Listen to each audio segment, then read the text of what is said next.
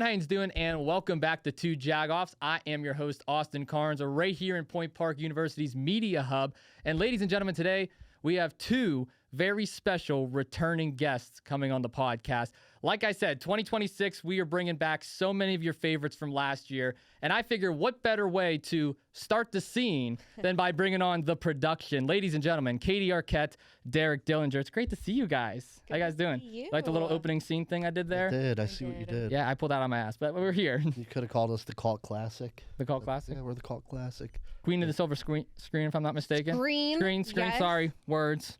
English. Is that Mike? Damn mic again. It's giving me issues. You weren't the only one. There's other people struggling. Is that better? Yeah, there we go. Okay, cool. Can you hear me? There we go. Perfect.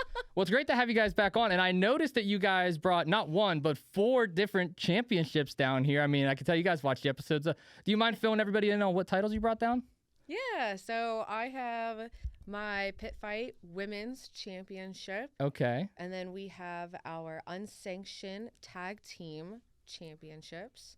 And I have my AIW Tag Team Championship there. Okay, well, I love it. And I'm pretty sure, if I'm not mistaken, you guys are going to be defending those titles very soon, if I'm not mistaken, right? Very soon. January 17th, Columbus, Ohio, Ace of Cups. Okay, well, hell yeah. Well, I wish you both the best of luck for that. And the championships look amazing. And I could tell you guys have been all over the place recently doing some stuff. Derek, I've seen you actually do some stuff with AEW, both you guys, TNA. Do you mind talking a little bit about some of those experiences with AEW, TNA? What have you guys been up to with that? I guess I'll lead it off here. Yeah, we've been doing a lot of extra work for AEW, which is great. It's to a point right now where everyone backstage is really good friends with us. I mean, good old Amanda Huber. Shout out love her Amanda. to death. That's your good pal. I've most recently have been a boy for Dalton Castle, which is great. I've known Dalton for a very long time. So Colin Delaney, legend, indie legend, former ECW, WWE ECW superstar. Me and him go way back. Him and Dalton go back even farther. So I met Dalton through Colin, and Dalton and I joke around. He's a former IWC alumni. Yep. He always jokes around with me, and he was very adamant that I was going to be one of his boys. And at first, I didn't think I was going to fit his little silver trunks, but he had a special pair for me, size 4X. 4X in women from Sheen. So he handed me them, and they fit. They were stretchy. There was still lots of room. And I'm very glad I had Katie shave my back the night before and tan me with Jergens foam tan. You're welcome. Didn't you take a bit of a bump in that little segment yes. too? Was it Ricochet, if I'm not mistaken? Ricochet. It was Ricochet, right? Yeah. He kicked my head off. Oh, my God. So I made sure I was very baby oiled up. I want to be the tannest, shiniest boy ever. And he achieved that. I achieved it. So when Ricochet hit me, or kicked me in the face, I hit the ground. But as I hit the ground, the padding is so, padded, I felt my body sliding across. So I felt like Frank from Always Sunny in Philadelphia, where I was just so shiny, sliding across the padding. I saw everyone fanning you off, too, as soon as you landed on the ground. Yeah, all the boys. My boys were trying to save me. He got a big reaction. The fans were like, oh, Yeah, that's when they got the big...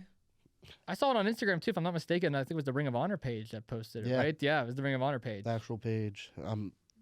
The actual page posted it. Dalton's posted it a bunch. So, yeah, I'm a tan boy. Tan boy. Is that a rule you would ever do again? I would love it. Love it again? And I'm sure if I'm backstage and they need one, I'm sure Dalton will lock eyes with me and we'll make magic again. What about you, Katie? Has there any big experiences recently with you? Yeah, I think since the last time I was here, can you still hear me okay? The mic Absolutely, yeah. All these issues. So since the last time we were here, I've had 2 matches on Ring of Honor. One was against Serena Deeb. So this was like our 3rd time wrestling. Love her. Great experience all the time. And then Billy Starks. That was my most recent time with her. And my first time with Billy Starks, she certainly knows what she's doing for sure. I've never had an opportunity to really talk to her about, I've never met her on the indies or anything. So getting to actually talk to her, she loves this business and she has a good mind for it. So they were really good matches, I think. Didn't come out on top, but Yeah, I loved it and actually got to experience the pure rules, which I never got to do before. So it was an experience. At least you experienced Pure Rules the right way.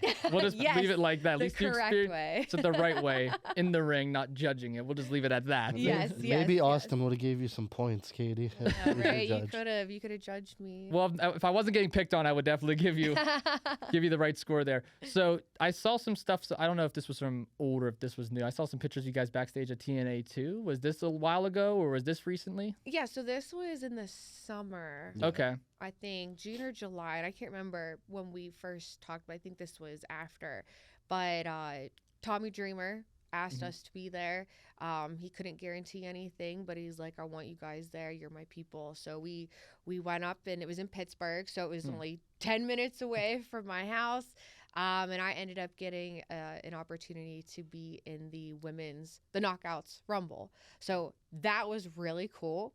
And it felt really good because being backstage, like he mentioned at AEW, TNA, there was a bunch of people we already knew, a bunch of people we have already worked with outside of this televised platform. And to be in the Rumble, I got to work with girls that I've worked with before, Zaya Brookside, Jody Threat. It was just a really cool experience and another televised platform. So it's cool that I can say that I've worked on all of those platforms before. And it was really, really cool. And got to network, of course. With new Of course, networking is big. And catering, always. Oh, Always is catering's the good, best catering.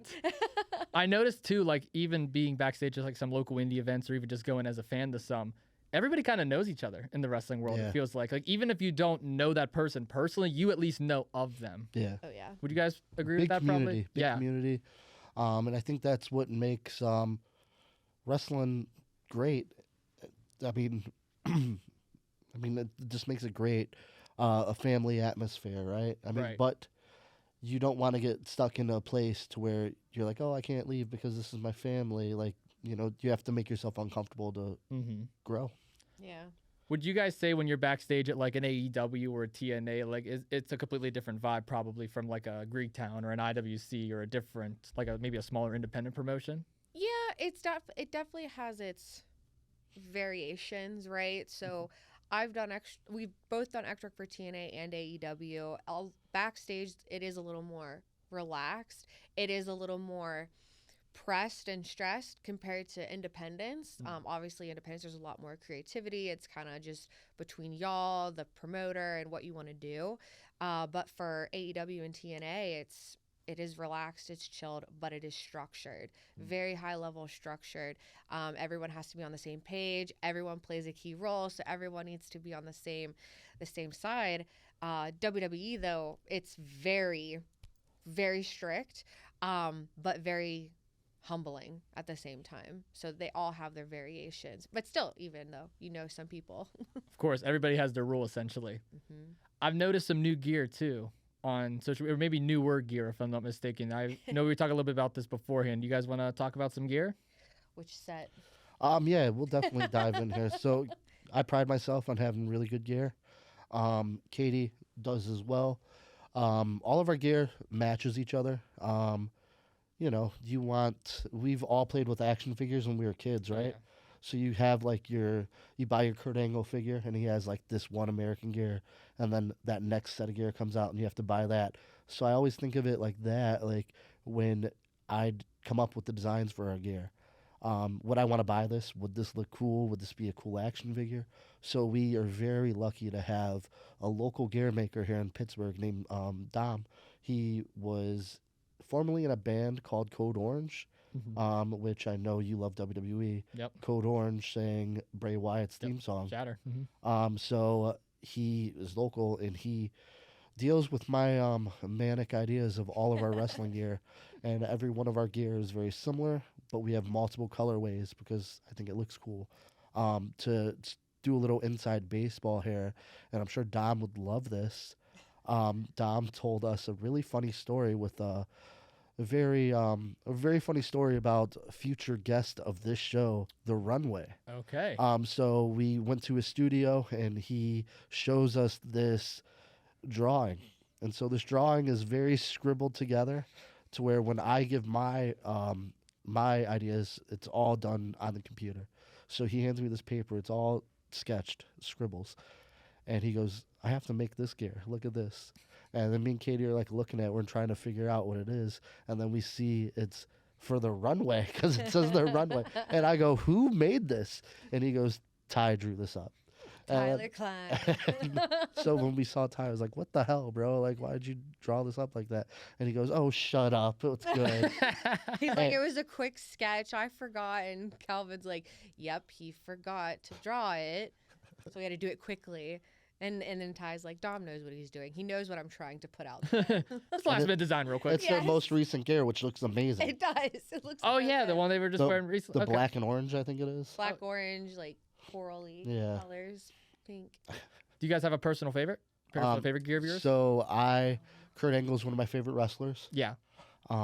We just got American gear made based off of Kurt Angle's late WWE run. It's where he was like WWE ECW Kurt Angle.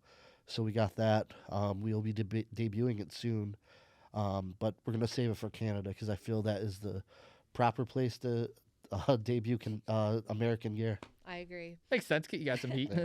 My favorite set of gear, Dom did not make, but it was a red set with my Scream aspect on it. He did make Derek's Scream gear with the red, but my favorite that Dom has made, it's our neon green and purple. I feel like it's so bright, it's so vibrant, it looks really cool. And when I wrestled Priscilla Kelly in it, I made her hair look even brighter and my gear look brighter. So I noticed you come out with the robe too, like is it a robe or what is it called? Like the big fur coat. Fur coat. Sorry, Come on now. Close enough. Special gift. The big fur coats. When did you start wearing that? Like how did that come into your character? Yeah, so I started wearing the fur coat back in 2018.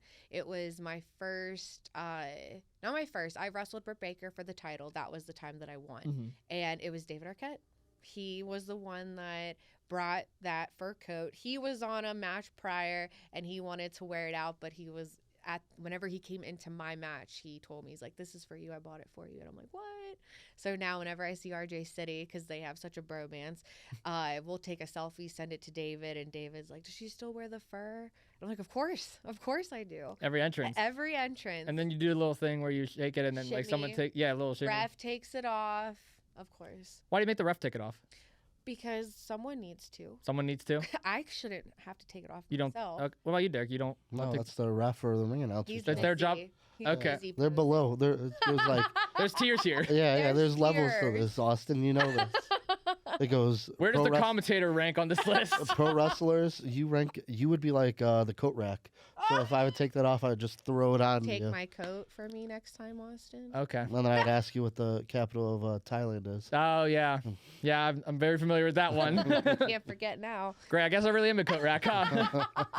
I do want to talk to you guys about this, though. I know you guys have been helping out, give back to the next generation of wrestlers, too, with the training classes. I know, Derek, you've done some stuff over with AIW, and I'm pretty sure you both are now collectively doing the next IWC training class. Speak a little bit about that. What's it like being trainers? What's it like working with these younger students? So I still actively am co-head coach at the AIW school. I love it. I've been doing it for years. I help train people like Sam Holloway, members only, Shelby Wilder. I had a hand in helping Wes Barkley as well. So like the list is there, and like it's just one of the most fulfilling things in my wrestling journey is being able to give back and make pro wrestling better than how it was when I came into it. I just had a class debut, or a couple kids from the last class debut. I had Lonzo Cruz debut. He's going to be a very big powerhouse. Definitely remember that name because I do see very big things for him. I had a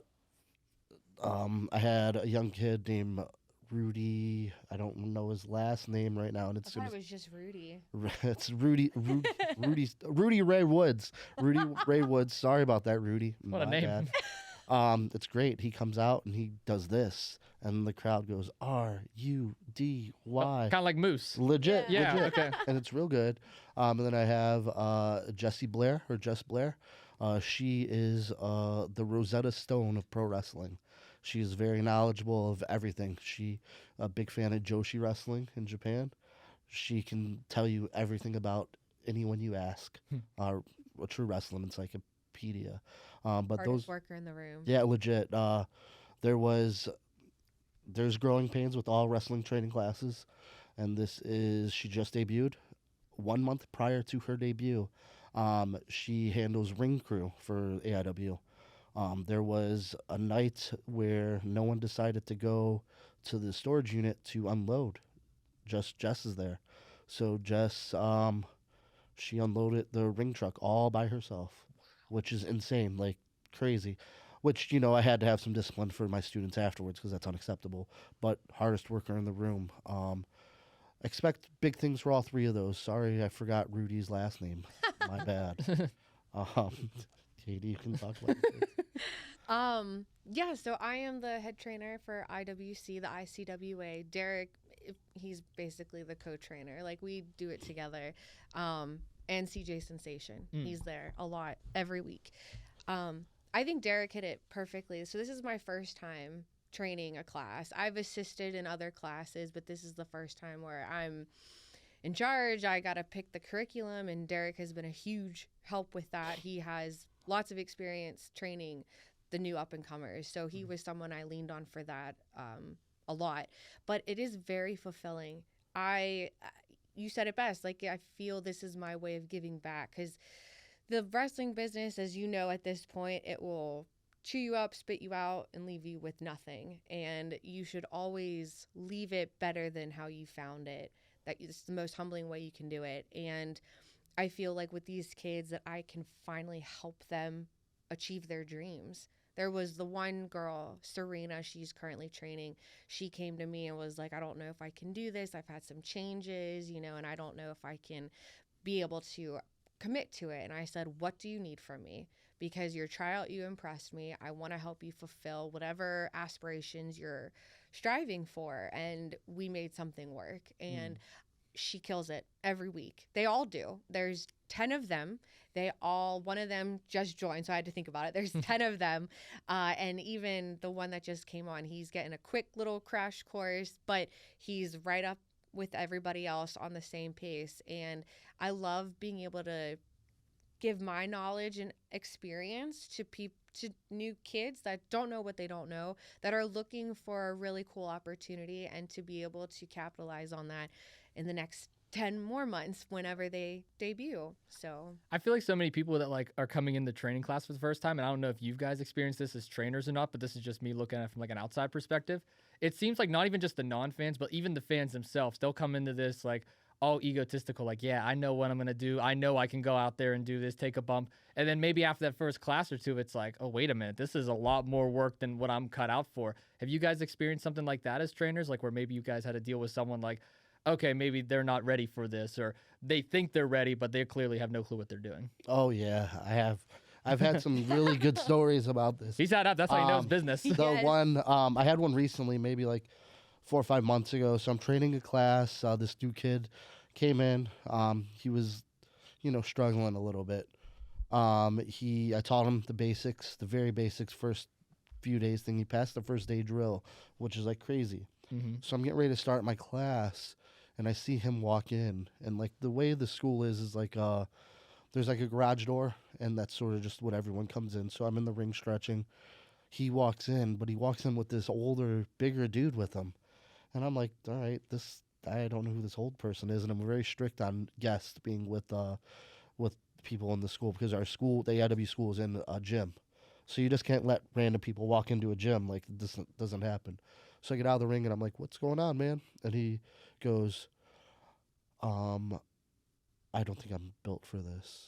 And I go, okay, that's fine. And he goes, is it okay that I quit?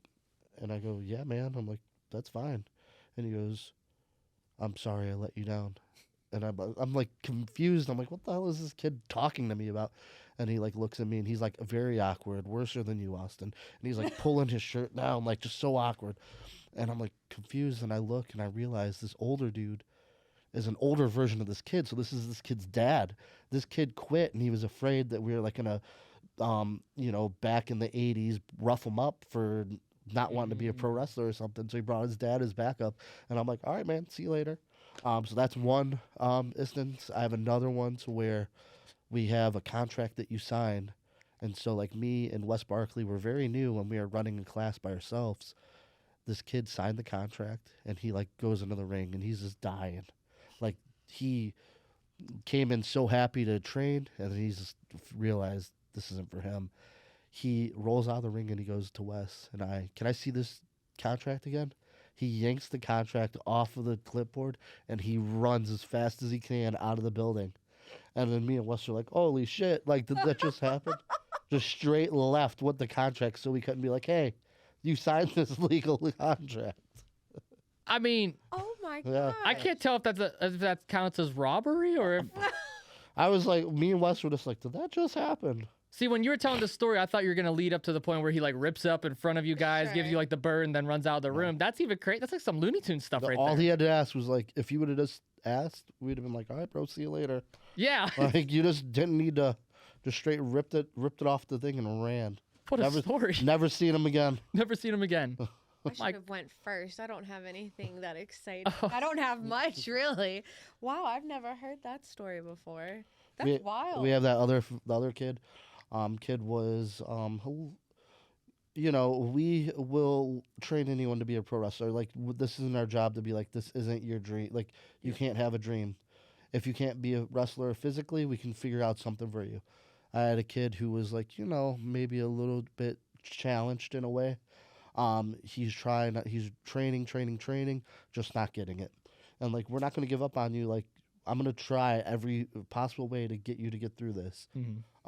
We're going to work hard. And the kid, I'm like, you have to give me a shoulder roll. And I'm like, go off your knee. Like, go out, like, put your knee and do a roll over your shoulder. And he looks at me and he goes, no. And I go, what? And he goes, no. And I'm like, dude, you have to do this roll. Like, you have to. And he goes, I don't want to be a wrestler anymore. I want to be a manager. And then me and Dom Nicarini, the other trainer, we go, well, you still have to learn how to do this if you want to do that. And he goes, no, I want to be a commentator. And we were like, well, you still have to complete training in some aspect. And then he's like, I quit. And he just got out of the ring and left. And then, like, we were like, what the hell just happened? And then, like, we didn't see him for a while, and you just start coming back to shows. But, like, that's another one. Like, it goes on and on of, like, people who try. And this is really hard.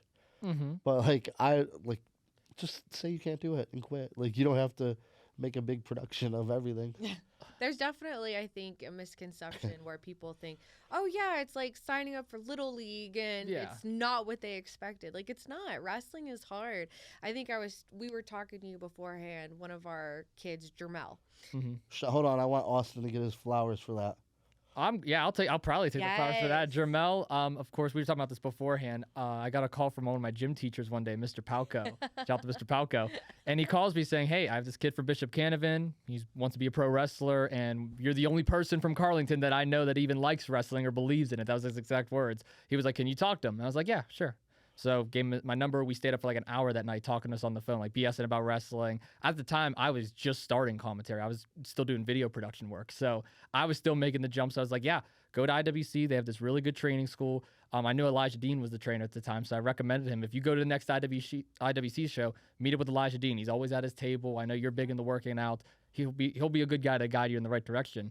And then like a month later, he sent me the screenshot of him getting accepted into IWC. Yeah. And he's like, yeah, I'm starting training class this year. And I was like, let's go, man. Keep it up. So I will proudly take credit for Jermel. You guys might train him, but I will take credit for pushing him your guys' way. No, but go you're ahead. Right, you're right. Jermel is good people. Love He has Jermel. a good head on his shoulders, young, hungry, ready to attack the world. No, but he's a good example just how this business is so hard. You don't realize. Like, we've had tryouts that end up with, I can't do this. And it's Hold like, on. that's okay. You better tell your story. That tryout. Yeah, that's it. Let me finish Jermel first. Okay. So Jermel, like, he just made a really good comment. Like, so they're 8 weeks in, they're learning a lot. We need to go through everything that we've already learned, making sure that the drills we're doing correlates and they can reflect it a little bit easier. And we're starting to nitpick things harder. We're starting to really nip the small stuff in the butt. Like, this should no longer be an issue. We need to start focusing up. We're leveling up as over these 12 months. And 2 weeks ago, I remember it was an off class for everybody. It was just an off class. Everyone seems to do really well, but it was just not the best class. But it was very supportive and encouraging, and he brought that up. He goes, that was a hard day for me. And he's one of the most natural, gifted students in the class. Like, he is just so skillful and talented, and he is humble enough to be like, this is hard. He's like, but I take it with a grain of salt. Today wasn't my day. I come back better than ever. And boy, did he come back into those warm-ups I told you about earlier. Yeah. Like, after it, I'm like, you're blowing me up. Like, I'm getting tired watching you. Okay, so this tryout. Oh boy. So we had a tryout right before the class, and we wanted to make sure that everything was going well, and it was just him. He gave it his all. Mm-hmm. He really, really did, and there's no disrespect to that. However, when you decide to jump that barricade and you want to be on the inside, you gotta muscle up, you got to put in the work, you got to understand what it is that you're getting into and understand the expectations. What I don't appreciate is when you come to a tryout, you give up in the tryout, which is okay, that happens. I look for coaching, your ability to listen, your ability to, not quit. He quit, and that's okay. What I didn't appreciate was him wanting to do different things. He asked to run the ropes. He wanted to do this. And I'm like, brother, you couldn't even get past the beginning. There's no way why should I reward you with things if you didn't even get past the first step? And then at the very end, he looks at us and he's like, can I get a picture? I'm like, no, you cannot.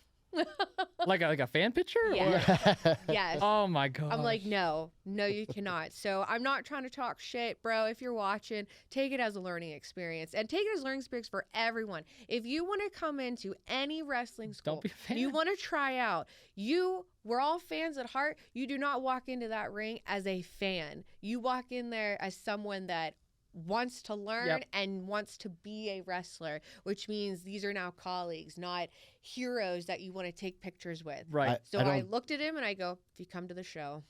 I don't take my skates to PPG Paints and go, hey, Sidney Crosby, we're buddies. Sign these. Yeah. I don't say, no, I'm lacing up going on there with you, brother.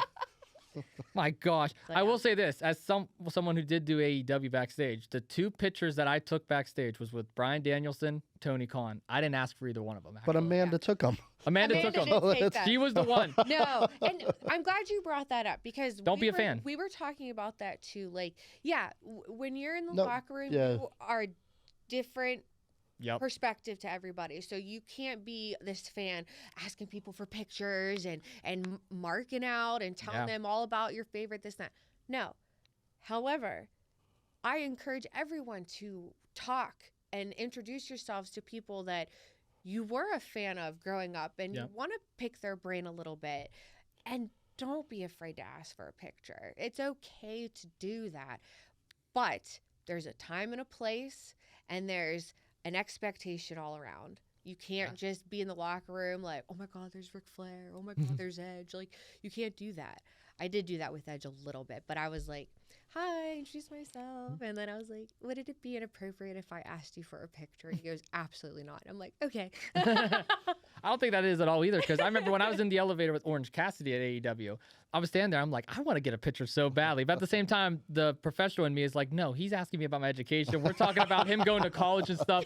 Like, he was telling me about where he went to college. I'm talking about where I'm going. That's the slowest elevator, too. It is. It's a very slow elevator. So I was just like, okay, no, don't ask for any pictures. I'm not going to ask for a single one today. Bryan Danielson, I did ask for. I will admit. Sure. I had to. That's my favorite of all time. And see, you pick and choose. Yeah. You can't go around getting pictures with everyone. That's my goat, so I had to. I wrestled Serena 3 times, and that was the time I asked her for a picture. Finally on the third one. I was like, hey, is it cool? Like, I feel like we're past colleagues a little bit at this point, and I'm not just, oh my God, I'm a big fan, But get the picture. I do have a theme now, too. Anytime that I interview someone on 2 Jagoffs, if I'm backstage with them at a wrestling event, I automatically am getting a selfie with them. That's just kind of my thing now. Well, that's your thing. That's my thing. I'm like, okay, you've been on the podcast, you can give me a selfie real quick. I always pull him aside. I'll be like, hey, when you're out of your gear, give me a selfie. And he was just like, okay. That's just content. You just need content. Yeah. Let's be real. Wes is always willing for content. Oh, I know. I'm aware. Did I ever tell you guys that he actually started vlogging me at Sheets the one time? Like we were starting to vlog together at Sheets. No. Love that. I love Yeah, that. it was so random. I stopped at Sheets after an IWC show, and next thing you know, here comes Wes Barkley and Sam Holloway in the Sheets. That's And Wes is like, "Oh, we gotta get you on the vlog. What's Austin's Sheets order?" So it's me, Sam, and Wes vlogging at Sheets at like midnight. And I'm like, "Okay, this is crazy." I'm like, "This love is great that. though, but this is crazy." It's a great story. It's a great story. So when you guys are training this like up and coming class, obviously I'm assuming like a lot of the guys are doing pretty well and stuff like that. Like, do you guys feel like accomplished at the end of the day afterwards? You're like, yeah, that's my way of giving back. That's my way of being able to help this next gen.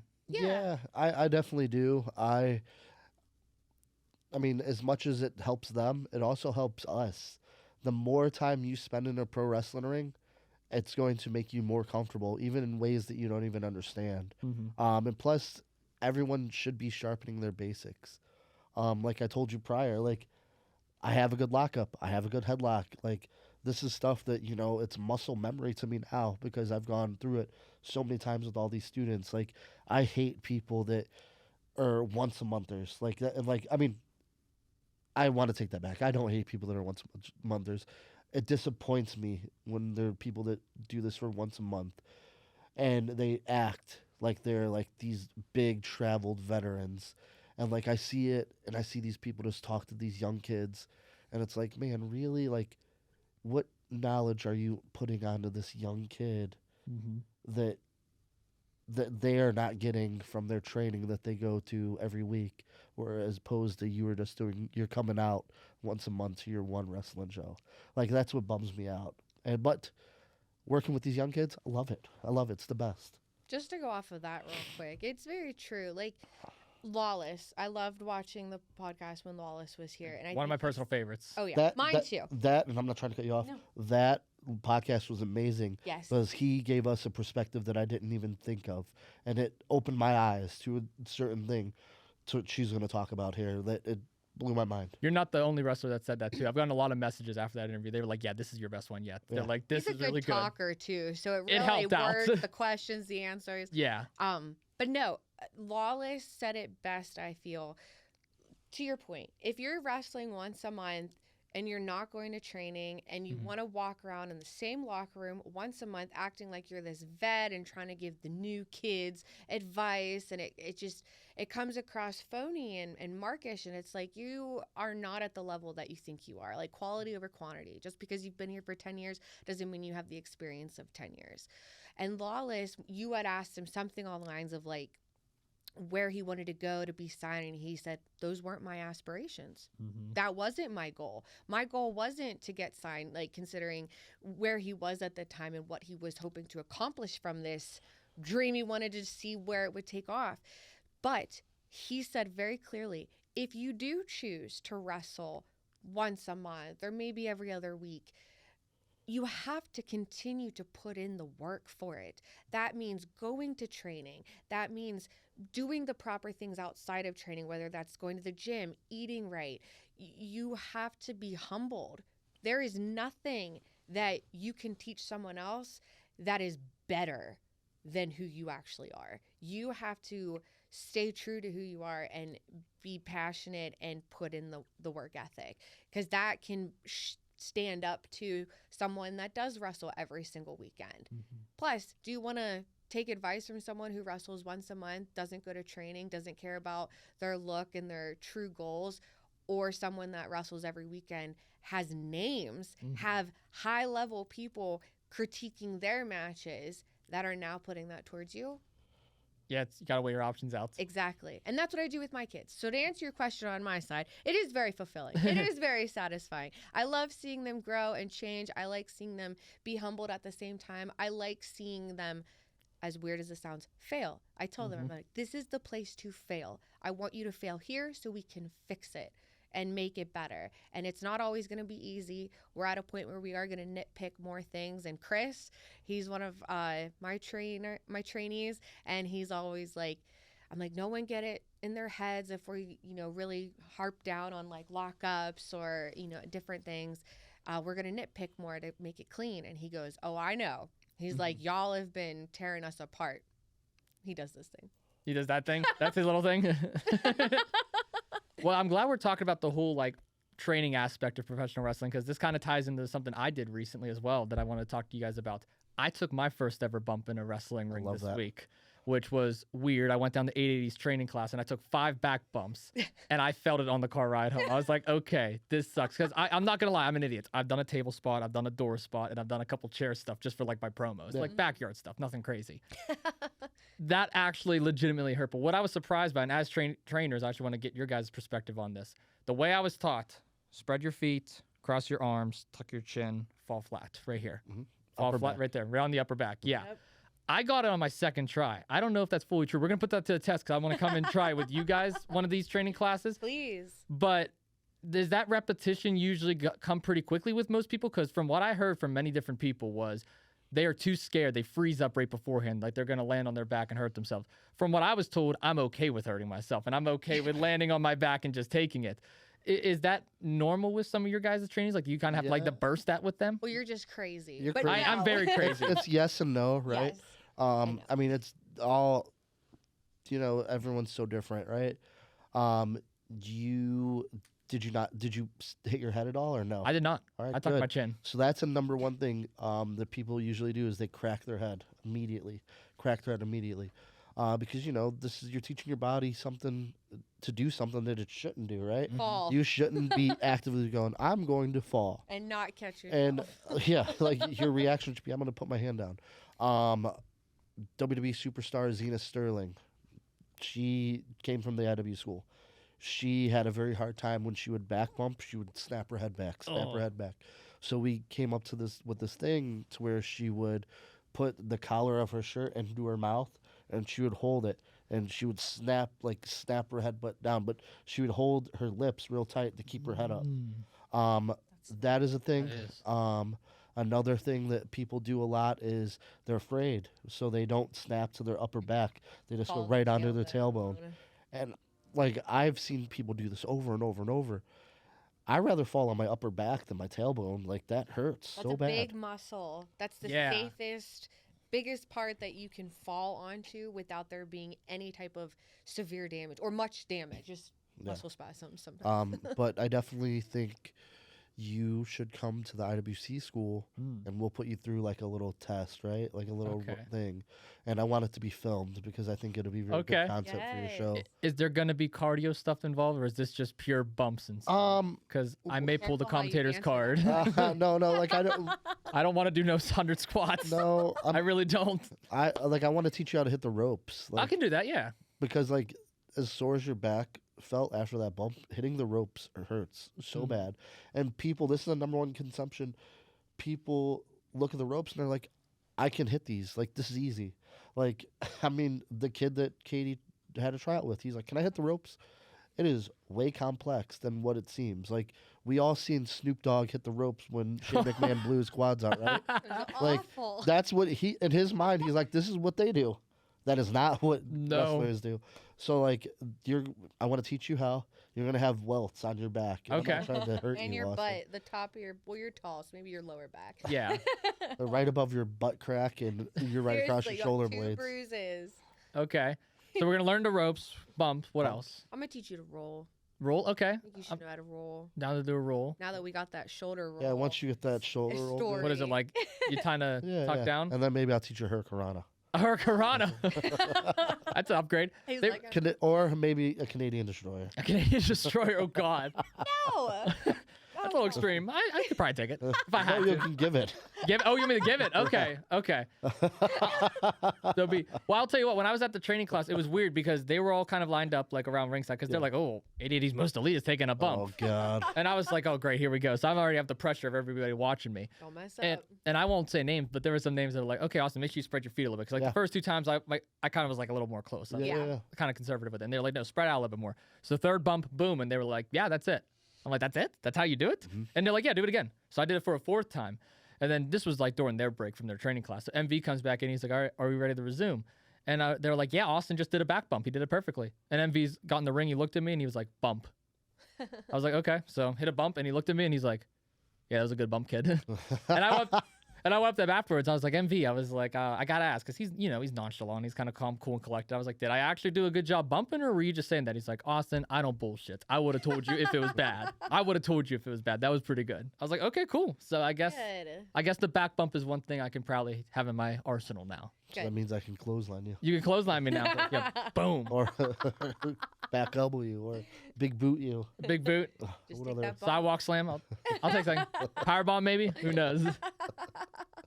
So with you guys being on the podcast not so long ago, I totally forget when it was. It was sometime end of last year, if I'm not mistaken, like summer. Maybe. End of summer, it had whatever. to have been right before TNA though. It was right. Yeah. So I think it was summer, but maybe June. Okay. Beginning of June. Well, I've been keeping up with some of your guys' matches since then too, and I know Derek, you've had a big IWC World Championship match against Duke Davis recently, which I actually got the call, which I'm very happy for. I requested it. Did you actually request? I did. Oh, well, I appreciate that. So you were in that match, and I saw you guys also had a match recently with Tommy Dreamer as well. Do you guys mind talking about some of your more favorite matches recently? Those were two of the notable ones that I definitely watched. Absolutely. I do want to talk about Tommy Dreamer. I think that's great. Yes. I will touch the IWC one here shortly. Tommy Dreamer, amazing. I grew up a fan of Tommy Dreamer, which is like real weird. When I was little, my dad would give me VHS tapes to watch of ECW. And, I'm the young kid. He's like, this is where all the WWF people went, because this is WWF back then. I'm like, cool. So I'm watching this VHS tape, and my mom, she sees Tammy Lynn Cinch, and she's just in lingerie, which Tammy Lynn Cinch is Sunny. And I'm a little kid, and my mom goes, you are not watching this. And I'm like, fuck, like, I really want to watch ECW. This is sick. And so she's like, you're not watching this. You can watch WWF. Like, we're not doing this. And so my dad was the greatest, right? So my dad would get these VHS tapes, because this is back in the day when you had a tape trade for stuff. He would get these VHS tapes of ECW, and he'd sneak them to me. And so my mom and dad would go to bed, and I'm an only child. And so I would have a VHS player in my room. I'd put the VHS tape in, and I would put like a blanket over my TV, and I'd just watch these like crazy ECW matches of like bloody brawls of like Tommy Dreamer and Sandman and like all the crazy hot, I don't want to say divas, but women wrestlers of ECW, like Beulah McGillicuddy, Francine. And I just remember being a little kid just in awe of like the Under a blanket with and like the alternative of WWF, WCW, because that's what I grew up it was with. taboo. And I just remember I was like, this is crazy. My mind is being blown. And like, I remember these vivid pictures of like Tommy Dreamer being handcuffed to the ropes, being bloody, and like it was my childhood. And so like now, all these years later, being on shows with Tommy and considering Tommy a friend is insane to me. Like, it's fucking crazy that like I can just casually text Tommy Dreamer and he's giving me feedback on what to do, and it's like very validating feedback, and he's giving me like advice on how I should handle my career, and it's validating and how to elevate. Like not always like super critical or nitpicky. It's super nitpicky. Oh yeah. But it's a way to elevate it. Like, what you're doing is wrong, but it can be better. Yeah. And it's just crazy. So like we recently I wrestled him in AIW. It was me and one of my students that wrestled him in Matt Justice, which was great. Like, I love Tommy. He was very willing to do everything with me in the match. And, like, you'll wrestle older legends that don't want to do much because, to quote Tommy, he'll tell people this, and I've heard him tell people this, I'm just rental property. Like, I don't know what you do. You could be really good, but I can't get hurt working with you because I don't know you, so we're gonna keep it, very basic, and like it does its purpose, right? And so like being able to work with Tommy now, and he wants to take all of our moves is crazy to me. Like, it's like a level of trust. Yes. And like it's cool, but working with him in that match was great. I had a lot of fun, and I know Katie was. I don't want to say she's jealous, but she loves Tommy too because he's been very great to her. So like when we wrestled him and Jody Threat in Greektown, and that Greektown crowd, Austin, I tell you, it is amazing. There's like 500 to 600 people packed into this gymnasium. That many. And it's just like, it's hot. It's so hot. like you just feel like the sweat as soon as you walk in, and just like the Canadian fans hate Katie and I. Hate And us. so like as we go out, Hate they're 'em. already yelling at us, they're throwing stuff at us, they're spitting water at us. Damn, that much. And like it's nuts. It's like riot like atmosphere. And then Tommy Dreamer comes out, and then they just start chanting ECW. And it's like as a fan, I'm like, this is nuts. Like this is like an ECW like vibe, and just being Yeah. able to have this crazy match with Tommy and Jody, and just to spoil the we won, like to beat them in this moment is just crazy to me. But like it's great, like amazing. I'll let you talk about Tommy. I don't know. You pinpointed everything about him. It was like that level of trust. I feel like I can consider him a friend too. Like it. I know he'll be honest with me. I know he wants to elevate us and make us better to a point where we could be on TV. He told us that about our Greektown match against Bear Bronson and Gabby Forza. He's like, I would have put that match on TV. And Bear Bronson is now #1 contender for TNA heavyweight title. And now How about Stein, that? Right? That's crazy. Loved So- watching his journey. Yeah. Oh, amazing. We need a whole other hour to talk about Bear and Gabby. But yeah, working with Tommy has just been incredible. And I didn't grow up watching ECW. I watched whatever my sister watched on TV. But she did watch a little bit of ECW, none that I can remember, because she does know Dreamer, Rob Van Dam, Fonzie. Like, she knows those people, but I didn't. And to get to fall in love with wrestling as I've wrestled, and to understand who Tommy Dreamer is, to now getting to work with him and be on an entirely different type of level of a relationship with him, is pretty wild. It's really cool to get such good feedback, good stories, and just overall good match. Must be a pretty rewarding feeling too. Very Yes, rewarding. yes. Very rewarding, especially when he tells us stuff after the match. He's like, you said this, and I'm like, was that okay? He's like, yes. How bad were the boos in the Greektown one after you guys won? Were they bad? Oh, Well, bad. so there's a clip that sort of went viral. Jody Threat picks me up. She hits me with a low blow, and then she picks me up and she F5s me, which is like me. I'm 275 pounds. So it definitely brought the crowd back And up so, for like, sure. Like she picks me up and she's holding me on her shoulders and doing a circle around the ring, and you just feel the crowd get higher and higher and higher, and she F5s me. It was cool. Wow, what a spot! What a Yeah. spot. It was crazy. What about some other match? I know the IWC one you said Yeah. as well with Duke Davis. That was a fun one for me personally. I personally wanted you to do commentary on it, so I'm glad you did. Duke and I, we broke in around the same time, maybe a year more than Duke. Is me and Gannon. So like, me and Gannon were on a lot of shows when I first started, and then Duke came out of PWX. So like, we've been running the same Same amount of like time. same amount of time, the same areas, and like we just never had like a singles match against each other.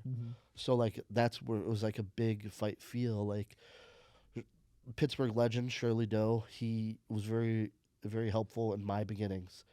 He was very helpful in Duke's beginnings. So like having him be happy his two kids years later are main eventing an IWC show, a company that he helped put on the map, was like huge for him, and that made it huge for me, and I know that made it huge for Duke. And just that match was really good all the way. Match was really good until the distraction happened, and I ended up losing from that distraction to where it wasn't, I got beat fair, which, you know, I still think there's meat on the bone to go back to that, but I'm not really wanting that. What I'm wanting is the IWC Tag Team titles with Katie, and me and Katie have a vignette that we filmed that will be getting released soon. But Plummer told me straight up to my face that he wants me to call my shot, and that's the shot I'm calling. Well, I think you took the words right out of my mouth. Was what's next for the production in IWC? It seems like tag team titles. That's it. I mean, Reloaded is coming up. The reset button chooses whoever. You're in it. You're in it. I hope I'm not in it, but we're all. You guys are all in it. I'm in it. Yeah. You had to take a bump, so you'll be fine. Yeah, I did that. I'll take a bump. But I mean, if the reset button does choose the tag team titles, I guess that's where you're going to go, huh? Yeah, absolutely. Absolutely. And I think, I mean, these belts on this table don't. You're gonna need a bigger table. I think I'm going to. At first, I thought I needed a smaller table, but you guys set the bar now. I think we need a bigger Hey, you one. ask, we deliver. You ask it, you shall receive. I do want to ask your honest opinion, though, Derek. I totally forgot to ask you this off camera. I'm going to put you on the spot Yeah. real quick. Commentary-wise for that match, how did it It was sound? good. It was good. It was Okay. really good. You are not biased in any way, which I love. Like, you keep it straight Thank down you. the middle. At least you think that. You keep it straight down the middle, and I think that's very professional of you to do. And I see how hard you're working, and it's not like to big brother you or make you feel like you're beneath because you're a peer now. I see you work hard and you want to call the big matches. So like if I can help you in any way to get to that point to where you can call the big matches, I want that for you. I mean, I listen to you every week. You call so many matches. And just you said this in your podcast with KC and May said it prior that you call so much wrestling now, it's hard for you to remember matches, which is a really good thing for you to do because you are not calling, a show once a month. You're calling wrestling every week, multiple matches every week, to where like you're getting rid of the awkward ticks that you did have. You're getting rid of the filler words that you did have. You are letting moments breathe when they need to breathe. Joe Dombrowski says it best. A big moment happens. It doesn't always need to be drowned out by a commentator calling it. Like you guys, the commentator can just sit and watch with the crowd that's digesting what happened. And like that, those are all traits and tropes that you were learning and implementing, which I, as a student of the game that watches everything, because you asked me prior to this interview if I watch everything, and I said, yeah. And Katie agreed that I'm crazy and I watch so much wrestling, which is nuts. I see that, and I give you those flowers. I give you that praise because you're working hard. I appreciate that. I really do. And I've been trying to put in the more work, put in more effort there too. And I've noticed it too. I feel like the AEW experience kind of gave me confidence to be able to do these other shows. Because I'm thinking to myself, okay, if I could do this AEW match, there's no way I can't do a match in Allentown or in Elizabeth. There's no way I can't. Yeah. So You knew that right off the bat too. And Whenever you came to AEW and we didn't know you were there, it was it was a nice surprise to see you there. And we're talking to Amanda like we always do, and she's like, I got this kid with me.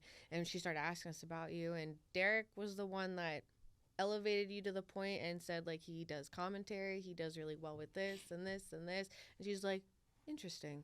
And then she's like, I think there might be an opportunity here. So, which was still crazy. It was still crazy. And I appreciate you guys if you had any say in that as well. That really does. Thank you, Derek. I will give Derek his flowers as well. Reciprocated. It's just, like... I agreed. People, thank you, Katie, too. dude, people have their narratives about Katie and I, but it's like, I just want to make wrestling better. And like, that's it. Like, I just want to make wrestling better. Like, it doesn't matter where you trained, where you came from. If you were putting out the best you can do and being real to yourself and not being delusional, that's going to make the scene better. And like, I don't care if it's in Elizabeth. I don't care if it's in Allentown. I don't care if it's in South Side. I don't care if it's in downtown Pittsburgh. I don't Mount Vernon, wherever Rise runs. I don't know where Rise runs. Uniontown, Allentown. I don't care where it is. Altoona. Altoona. I just want it to be good. And like the scene of Pittsburgh did have a period where it was amazing. Like the greats that you see on TV all came through Pittsburgh. And then times change, right? I want to bring that vibe, that feeling back. And I think there's so much hungry talent out there to where I think this could be a hotbed, but we just have to be real with each other. You have to be real and you can't be delusional. And that's it. I want people to be like, I want to wrestle here. We've built, me and the people in Cleveland built, and John Thorne in AIW, we built such a hotbed there to where people want to wrestle in AIW. I want people to want to wrestle in Pittsburgh. I want that to be a factor of oh shit, this fucking popping off here. We need to be here. And I think that's great. When wrestling's good, it's great. When it's sad, it's very depressing. Mm-hmm. You have to continuously elevate yourself, and that comes with putting in the work, going to training, listening to critiques. No one likes to be told they're doing something bad or wrong, but in some aspect you have to dig deep as you need to go to find a little bit of motivation and be like, okay, well, do I want to keep sucking the way that they're telling me that I'm sucking, or should I find a way to fix it as they've suggested? And I think people get lost with, oh, I am just good like this. It's like, well, when it comes to skill set, when it comes to gear, when it comes to your name, monikers, you have to constantly be elevating, and you need to want to get feedback from people and get feedback from valuable people that you know will tell you if it's good or not, and not only tell you it's bad, but how to fix it. My wrestling journey hasn't been the same. It's been different in many levels. I think you said it last time we were here, or we were talking about it, like you weren't always the director necessarily. Like you had levels. There were many tapes to who Derek Dillinger, the director, is. I came up with Calvin Couture. We were Hollywood Couture. You know, that's who we were. And then I had him and Elijah Dean. It was the Arquette entourage. And then, you know, you're just constantly going up. And then I inspired more with the Queen of the Silver Screen, to where now I'm the leading lady. And with that comes change. It comes with being comfortable with being uncomfortable, and allowing yourself to fail and use it as motivation to get you where you need to be. You guys could probably speak better on this, but it feels like so many people too are only, I'm trying to think of the best way to word this, half-assing at sorts. They're like characters, their in-ring work. And it's sad because I've seen so many people like at some of the shows that I've worked or even just gone to as a fan or seen on YouTube, and it seems like, okay, you're doing just enough to get your spot, to get your heat, to get your moment, but there's real no story being told. There's really no rewarding factor afterwards. Like, okay, cool. You went out there, you did your spiel, you won the match, you lost the match, you did something to the crowd, and you left. It feels like they could do something more. They could utilize social media a little bit more, maybe make a video package, maybe make a promo package, maybe do some sort of promo actually while you're there. It just feels like, and I get it, I know a lot of independent wrestlers, like they have full-time jobs outside of this, obviously. So obviously that comes first. Maybe there's family that also comes first there. But if you're in professional wrestling, don't you feel you should give 110% to professional wrestling first? You could have more than one priority, and I'll bring up Lawless again. He was the one that helped me craft my promos because he has a full-time job. He's a lawyer. Right, he's a lawyer. He's dealing with other people's problems and having to fix it in legality type of ways. But he taught me how to, he's like, iMovie, the app that's already on your phone, he's like, it just makes it look cleaner, nicer when you're putting a promo together. It doesn't have to be perfection, and you don't have to spend hundreds of dollars. If you're able to invest that type of time and money, then do it. But you shouldn't just half-ass it. When you see someone cutting a promo from like a selfie version of their phone, isn't enough. Just because you have entrance music that is known by everybody doesn't mean that the crowd actually likes you. They like your music. Just because your gear looks good doesn't mean that you are good. Everything plays a part, and if you're only half-assing it in all categories or just elevating it in one, you're not going to get very far. Just putting lipstick on a pig. It's still a pig at the end of the day, bro. Yeah, you still know what it is. And it's sad to see because I see there's so much potential with so many folks out there. My least favorite thing that I see when people half-ass it, it's like, oh, Monday morning feeling, and it's like a picture of them getting hit. Or it's like jumping into the weekend, like doing a dive. I was like, I remember doing that my first year because I was trying to put content out there, but you have to elevate. It's like, that's where it's just like, all right, I'm just forcing a post to where it's like not organic, to where it's like, ugh, like, do you want to post this, or you not want, like, no? Or are you just posting this to post this? Like, because after all this time, you should have created a brand for yourself, so you can get away from the Monday blues or jumping into the weekend on Friday. See, that's why I'm glad I have a podcast, because I can just clip stuff and that's my post. There we go. Matt Cardona told me it best. One match for 1 week, one match a weekend should give you enough content for all week. For the whole week. And that's on Facebook, that's on Twitter, that's on Instagram. So that one match that you should have enough clips, you should have pictures from people taking pictures of you. You should take pictures at a show. Have someone take some pictures of you. So you have stuff for the entire week. And then by the time you run out of that content, guess what? It's Saturday. It's Sunday. You have 2 matches. And God forbid, if you have 3 matches a weekend, guess what? Now you have stockpiled content that you can put out to where you never have a week with nothing.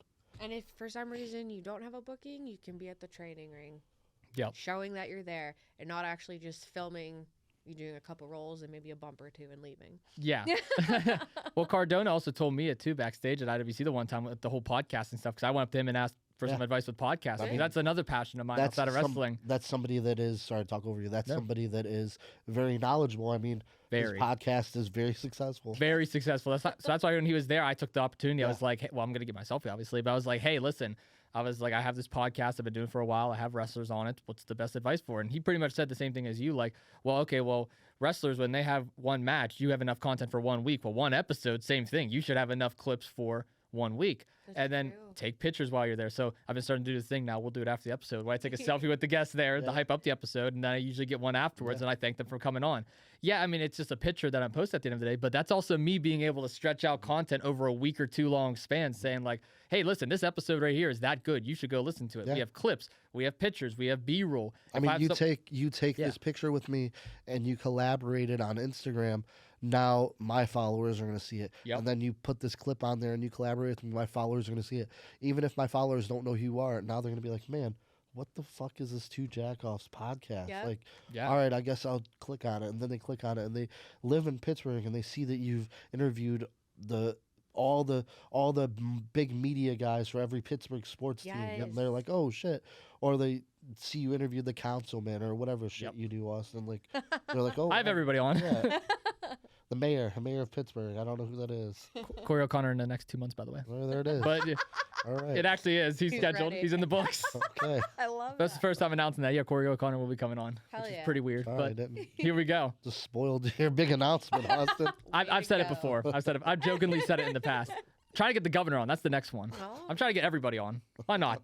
I got every major sports broadcaster. I got the voice of the Pirates, the voice of the Penguins, and the voice of the Steelers on. So I want to try and get some other folks on as well. That's not half-assing it. That's not half-assing it? That's not half-assing it. Well, it's weird having Greg Brown's number. He's the weirdest one because, like you said with Tommy Dreamer earlier, it's weird that I could just casually text the voice of the Pittsburgh Pirates. Growing up, watching and listening to his voice call some pretty damn good plays because the Pirates, I mean, they were pretty good a while ago, not now. Yeah.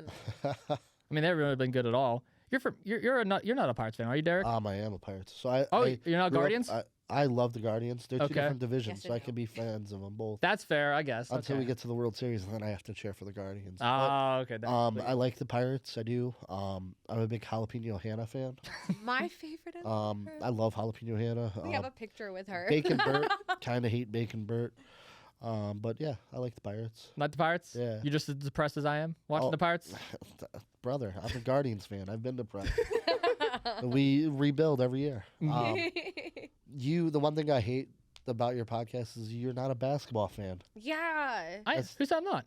You said you really don't follow basketball. I don't keep up with the NBA as much, but I am a Bucks fan. Okay. I do support the Milwaukee Bucks. I'm a big Giannis guy. Okay, yeah. I'm a big Giannis guy. He's on my fantasy basketball team. You know? Oh, he's not. He is. Oh, he is? He was hurt a couple weeks. Oh, damn. But now he's back, so he's back to get me some good points. See, here's what's weird with basketball for me.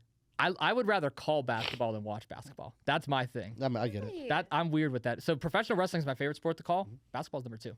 That makes Actually. sense. Don't you call it college? I call basketball a lot, yeah. I call for Carlo. I call occasionally for Point Park, and I've done Youngstown State before. That's cool. cool. The I'm Penguins. curious. Why don't you like watching basketball? It's weird. I don't know because I feel like I don't feel as rewarding watching basketball because maybe it's because Pittsburgh doesn't have a basketball team. I blame it on Fair. that. I said that because I like the Cavs. We don't have and I don't feel like I'm Yeah. guilty for liking them. Yeah, it's weird because like I grew up like watching football. Even though I'm not a Steelers fan, I still grew up watching football. I grew up watching baseball. I grew up watching hockey. So I always had a team to affiliate with, but I never really had a reason to watch basketball. And my dad was never a big basketball fan. So I always kind of watched stuff my dad watched growing up. Okay. And he didn't really care for basketball. So I didn't really start caring for it makes until I got sense. into high school. Okay. And when I started doing stats for the basketball team, that's when I was like, okay, I start to appreciate the game a little bit more. But Cool. my only rule for basketball, aside from playing one season, was behind the scenes rules or commentary rules. Yeah, so yeah. that's kind of the only reason why I mess with basketball. But Fair. I'd rather watch football. Yeah. Yeah, it was always exciting for me. I grew up Pittsburgh, so hockey and everything and football. But my sister in high school, she worked on the sidelines for the football team and the basketball team. So when we would go, I enjoyed basketball more because it was inside and not freezing. But it's quick. It's back and forth, and it's usually very close of a game, and it's very exciting, and it's not quiet the way like football can be. It's not quiet, but like there's no outside noise. It's just the sounds of the players and the fans. So like with basketball, I'm very excited about it. So whenever I started being in Cleveland more and like going to the Cavs, I'm like, this is so cool. That was my first NBA game outside of high school. And I actually have a team that I represent proudly. You have a team you can finally and I can root go. for. I'm like, oh, this is like being this tall at my sister's high school again. How big are you guys into football? You guys keep up with football? Not really. I not a football love guy there? football. Your favorite team? Steelers. Okay, they're in the playoffs. They play this weekend. They are with some crazy reasonings. Yeah, they play the Texans. I gotta get your pick on this. Who do you got winning that game? I have to ask. Who? Texans Steelers. Do you think the Steelers are finally gonna get the job done? I want to hope So wait, they do. Actually, hold on. I'm gonna cut you off for a second. You don't watch football at all. You're not into it So whatsoever. my dad loved the Browns, and I'd go to the Browns games with him a lot. And Okay. since he passed away, I just haven't watched. So you have no affiliation No, whatsoever. So no. no bias. Okay, No cool. bias. Yeah. Go right ahead. I So apologize. I love football. Okay. I don't follow football all over. I just love watching it or Right. like watching the Steelers. Like if I'm at a bar and I see, which is not often, I don't go to the bar, but if a game is on, I'm like, oh, I'm invested. I'll watch it. But I always watch the Steelers. So I just have hope You have that hope. they will do well and not drop the ball, Mhm. pun intended. So we shall see. My shall see. bet is on the Steelers, but there's no guarantee. I'm gonna throw the stat at you. You do know the Steelers haven't won a playoff game since 2016, right? Hey, there's time. Now's the time that Now is the something time? could be beneficial. Isn't it like 6 rings? Like what is it? It's They- 6 rings. Yep. yeah. 6 This will be rings. the 7th year. They haven't Feel won it? since 2009 was the last Super Bowl they won, which was guess who against? My Arizona Cardinals. Cardinals. Yeah. Really? Yeah, my I Cardinals. knew that. Broke my heart. Aw. Broke my damn little heart. I think I shared this before. I don't know if I told you guys this. Bill Hillgrove came on the podcast, and he's a legendary broadcaster in Pittsburgh. I asked him, what was your favorite call of all time? It was that Santonio Holmes catch in the back of the end zone against the Cardinals. And I told him right to his face, I said, I hope you know you broke like 6-year-old Austin's heart. You broke my heart. And he thought it was the funniest thing. He's like, oh, that's great. That makes me like the call even more. I'm like, no, you shouldn't like it even more. You should hate it now. But here we are. I like to ask this question to a lot of people. And I don't remember asking you guys this last time. And even if I did, I want to revisit it since obviously a lot has happened since the last time you guys were on. I love to ask, especially the wrestler specifically, what was your first impression of me, or like how did we meet and stuff like that. And I really want to know this from you two. So Derek, starting with you, what was your first impression of me personally? I like asking this question on the podcast. Can I pass it to Katie?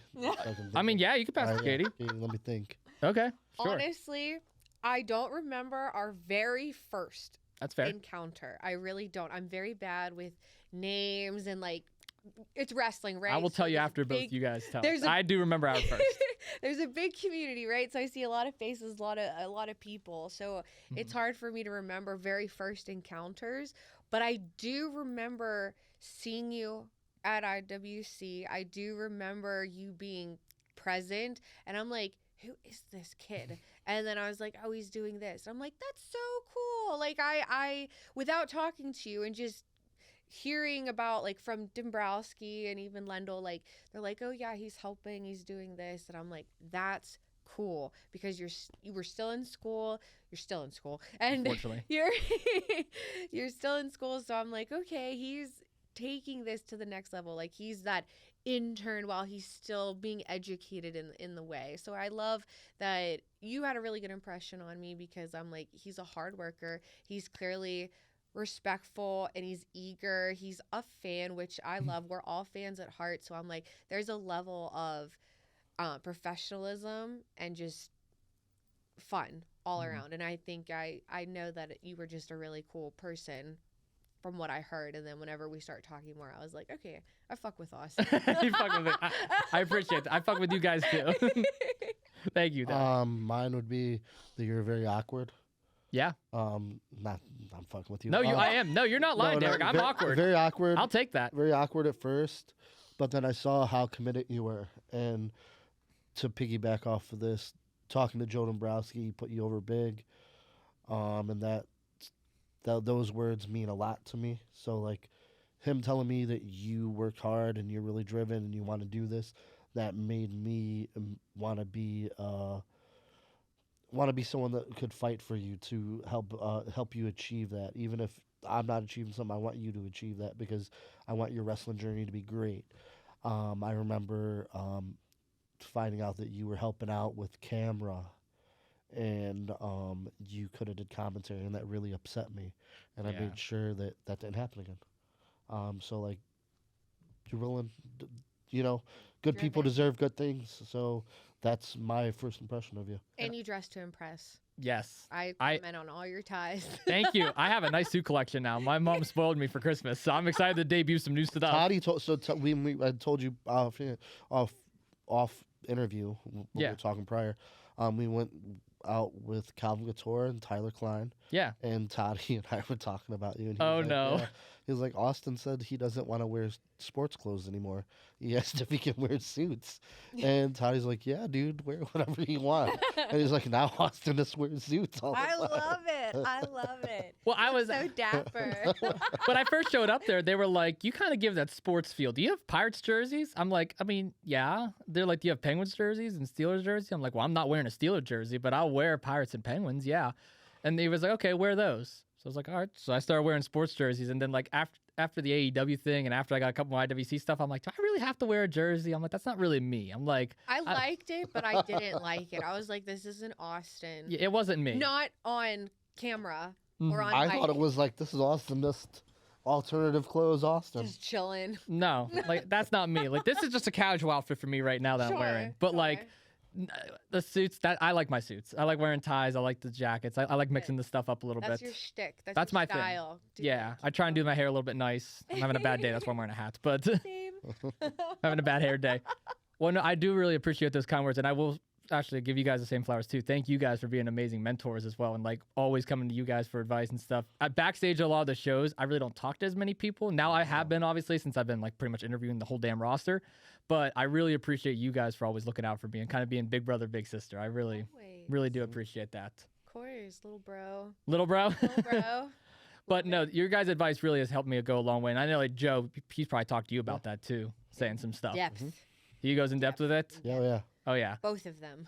Well, I do usually ask the food question to end off the Because episode. you're a foodie. I'm a foodie. I am. But I think I've asked you guys it already. But I know that we were talking about off camera about this. Do you got Texas D Brazil? Yes, so Duke Davis Yeah, tell me yelled at about you that. for it, right? He didn't yell at me. He yelled at Lucas. I went. I went. Well, yes, You he went. yelled at Lucas at the IWC show, but he told you needed to go do it. Yeah. And Joe Dombrowski loves it. Mm-hmm. So after listening to that, it was a place Katie and I really have been wanting to go, but that was like also the driving force of like, all right, we got to go. Let's try this. I'm a very picky eater, like we talked Very. about on the last episode. I don't eat fruits or vegetables, just meat. But I And- knew there was meat, and I was like, it's going to be great. And so we went there, and it was sweet. Like we just saw all these guys coming out with these like blue pants and It's a nice brown boots, and they had all these swords full of meat. And they came out, and you flip your card over to green, and they come and just give you all these meats. And I ate so much meat, I got very sick afterwards. I'm a meat sweat. I was just about to ask, did I you did get the not- meat sweats? No, I didn't. I just ate so many different cuts of meat, I think. And You no, tried a lot, too. You didn't like all of them, but you Like, tried a lot. Yup. They I was weren't like, this sausage vegetables. is gross. Oh, you don't like the sausage? No, I just like steak. The steak Like one. bratwurst, like very big pieces of sausage. Like There's something wrapped in bacon that I really liked Yeah. when I was there. Yeah. there's like chicken and beef. I don't think I like the chicken, right? I Yeah. gave you it was like, oh, chicken wrapped in bacon? Hell yeah. I tried it. I'm like, ugh. Wasn't your thing? Gross, yeah. It is two very different flavors. Mhm. And then bacon wrapped around steak. I'm like, my arteries, I can feel them closing.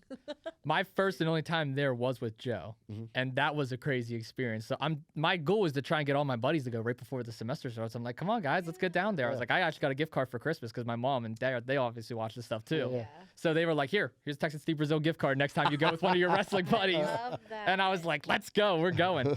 So I'm trying to convince Lucas because I've said this on camera, so I'll say it before. The reason why I asked the food question a lot, I'm big for content, Yeah, and yeah. I just ordered a new mic, new camera, new everything for at home. My goal in 2026 is to actually record a social media promo of every interview that I've done, trying the favorite guest, favorite restaurant. And that's my way of getting like a TikTok or an Instagram reel out of it. So like I'll play back the clip of you guys saying your favorite thing, and I'll actually go to that restaurant and try it out and make a promo out of it. I love that. And I really want my first one to be Texas de Brazil with Lucas, since Lucas was called out specifically. I'm like, we got to go. We got to do it. So I actually do want to speak about that because I know Lucas, he harasses you during the shows, if I'm not mistaken. Always. He does not leave you alone. Always. I don't get it. I told him I took my elbow pad off last show and I threw it at him. And I was like, you better not fucking touch it. Like, my elbow pads are expensive. Yeah. And I threw it off the ring. And I was like, oh, shit, it's a little bit closer to the crowd. But then he was sitting right there. I'm like, all right, good, it's safe. You're good. I'm like, you won't steal it. And No. I'm like, you better not touch it.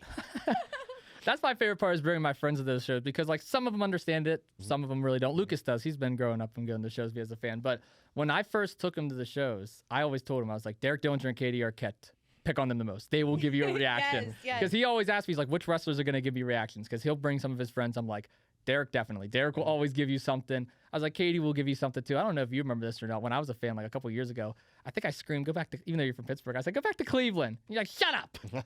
Wait, was this whenever I wrestled? I forget who it was, but it was the cage, right? And I said, I'd rather be in Cleveland. Yeah. That was me. Was you. That was me. That was me. I screamed that. Because my friends were all shy. They were like, because they were worried like the wrestlers actually come do something. I'm like, no, they encourage it. They want you to heckle. They want you. That's fun. There's nothing out of line, obviously. They're like, just say something. Right, nothing out of line. Some fans go a little too far, and then they want to get all the. So last show, I got in trouble. So some fan, he was a bigger kid, and I thought he was a little bit older than he was, because he was calling Katie. Don't say it. I'm not gonna Some say it. Very He's like, you're thing. a stupid fat B word. Oh. Or it might have been C word. Like one of those. Like it was a lot. And so like from the camera, you could, as we're like posed on the entrance, I hear it and I go, what? And then he said it again, and I went over there and I grabbed his hat and I threw it off of his head. Just Something because, like, harmless, like, right? yeah. Threw his hat, tossed it. Yes, go get it. Mm-hmm. And then, like, so his father was upset that I did that. Said that I hit him in the head, which I didn't. Hit him in the head. To talk to my 10-year-old this way. Yeah. If this doesn't change, I'm gonna sue. And when you watch it back, he does not touch him, and you can hear him, his 10-year-old son, saying the most obscure things. Like it. I don't care. I've had stuff said about me, right? But don't come back. Like how you said, if you're going to dish it out, we're going to return it. Yeah, be ready to return it. Don't act like, oh my God, blah, blah, blah, blah. And guess what? He said nothing during intermission. Wow. Nothing. That's crazy. So go check the camera. Like I just don't touch like his child. I don't like you can heckle, which is cool, heckle. Yeah. Don't say like stuff that's like, why, like, one, you shouldn't be calling a female the C word. No, never. In general, right? Never. Like that's fucked up. I just don't like it. So like I want to know where he learned it. Yeah, like that's just like disappointing as like a parent. So I was like, you could literally see me looking at the camera, and then like I see it, and you could see me like Jim from The Office, look at this person, and I'm like, what? And then he says, You're like, what? And I couldn't believe it. But that was the audacity of some people. yeah. That was just the craziness of that. But I do vividly remember you yelling at Katie, go back to Cleveland. I didn't know it was you. I do remember. That was actually me. Well, it was my way of trying to get my friends to break out their shell, because they're all shy and they're like, well, I don't want to say anything. I don't want them to come over here. I was like, well, if they come over here, you just got to take it. I mean, at that point. So I was like, watch this. I was like, I'm going to get a reaction. And I go back to Cleveland, Katie. And you turned around, you looked right at me, and they all just started dying. And for the rest of the show, they started going. I was like, okay, good. This is going to be a fun night out now. There's like 5 of us in the second row. I was like, we got to make this happen. So my first impression of you was not good. Well, actually, no, that's not. I was actually going to circle back to that. My first impression of meeting you guys, because obviously, like I said, I was a fan, so I've always watched you guys grow up. I've known Katie a little bit longer, but I've watched both of your guys' work for quite some time. And it was my first Enjoy show I went to, actually. I was with my buddy Kevin. And Kevin I'm really close with. He kind of goes by Carl now. We don't talk about that. Okay. But my buddy Kevin, he's my best friend. He'll be my best man one day at my wedding. No. I took him this first ever wrestling show, which was the Enjoy show at Stage AE. And you guys were in that big 4-way match, if I'm not mistaken. I actually came and introduced myself to you guys at intermission. Obviously, I know you guys are kind of in character a little bit. So like it was a brief chat, it was a brief talk. I may or may not have been heckling you too, Derek. So you probably remember that and just kind of like, oh, what the fuck does this kid want? But I actually bought a sticker off you guys because I thought you guys were pretty cool. I still have it actually on my door to my bedroom at home. It says the production. Good. So I have like a little love sticker that. collection. So one of your guys' stickers That's cool. is actually on there. I don't know if I ever told you guys that. No. But that was my first time actually like meeting you guys as a family Didn't you at the get your intro show. senior pictures taken at IWC? Yeah, Yes. in That's- Bell Vernon. Yeah. Mhm. Ross Strait, right? Yeah. Yep. Yeah. Yeah, I got my senior photos there too. I love That's that. when you met Katie. That is when I met Katie. 'cause Matt, yes, because we talked about that. I have a that picture I'll was- show you afterwards. Yes. There Because- was so that same day, which is really funny, and this is gonna be crazy. Mhm. Wrestling fans are weird, right? Yeah. Some wrestling fan wanted to pick Katie up, Oh, and I was like, "Yeah, for $100," and he picked Katie no, up. Or, he wanted me yeah, to pick him up. and like piggyback position. I was pick- like, how? He's like, I can get on your back. I'm like, okay. I was very uncomfortable. I I was didn't know like, yes. how to. You actually did it, respond. or I told her, I'm like, "Yeah, you can do it." So do it." so Derek steps in. This is before we started teaming, but we're obviously friends. And he's like, "How much?" And I'm like, "Ooh, yeah, how much?" So then we start going, and then Bill Collier walked up. He's like, "Nothing less than 100." Like he's whispering it to me, and then I go, "Nothing less than 100." And he goes, "I don't think I have that much." And Derek goes, "There's an ATM up by the door." no way he And went to he an went ATM. to the ATM, and Ray Lynn is standing there. And she's like, "This is happening. This is happening." So then he comes back, and the picture consists of me with this this guy behind me, and Derek behind him, hoisting him up because he goes in for one leg. And basically, we just did it enough to where we got the picture, but Derek is like holding him, and I was like, "I got $100." I'm speechless. That's crazy. $100 for funny. that. Wrestling fans are weird as hell. Very weird. Very weird. I mean, I saw Very. like there's the one Liv Morgan clip that was going viral of them asking her to do weird stuff too. Yeah. And then like Rhea Ripley, they wanted her to do weird. Like I don't understand that. Why? People are It's weird. so weird. People are weird. But if I got $100 out of it, I mean, then hey, it's $100 is $100. So, I'm like, first business aspect I learned from it. I'm like, okay, hit me a bill. but no, that was the show where I think that was the show I met you for the first time because you were women's champion at the time, if I'm Yep. not mistaken, and I had my little shitty title with me, and then you had yours. I think I'll show you guys the pictures afterwards. I have to find them. Please. But I also got a picture with you guys at the Enjoy show with Kevin. And Kevin, this was his first time meeting wrestlers too, so he was so nervous in it. Because we went up to TME afterwards too, and Duke and Gannon actually recognized me from the IWC show. So when I went up to them, I was talking to them for a minute, and Kevin looked mortified standing next to Duke and Gannon. It was absolutely hilarious. I love that. That's But now I bring him to all the 880 shows, so he understands it now. Carl. So yeah, Carl. what a bum. What a bum. Fuck you, Carl. Sorry, I had to. Well, I do appreciate the both of you so much for coming on the podcast today, and thank you for making the trip and bringing all these amazing championships out here. I Thank do you want to for give having us. yes, thank you guys. I don't mean to cut you off, but we love being here. We love you, little Thank you. bro. Little and bro. We support you. We want to help elevate you in all the right ways. And you guys are doing just that, and I really appreciate that. I do want to give you guys the final words, though. Do either one of you have anything you would like to leave with the audience before we end things off today? Yes. Ooh. Eat your vegetables. No. I'm leaving this with the runway. Calvin Couture, Tyler Klein. We are going to beat you guys up because we're the best tag team in Pittsburgh. Let them know that we said this, Austin. I will let them know. They will be in studio tomorrow, and then the episode will be out next week. So I will definitely let the runway know that. Katie, do you have any final words that you would like to leave? Ditto. No, I'm kidding. No, it's true.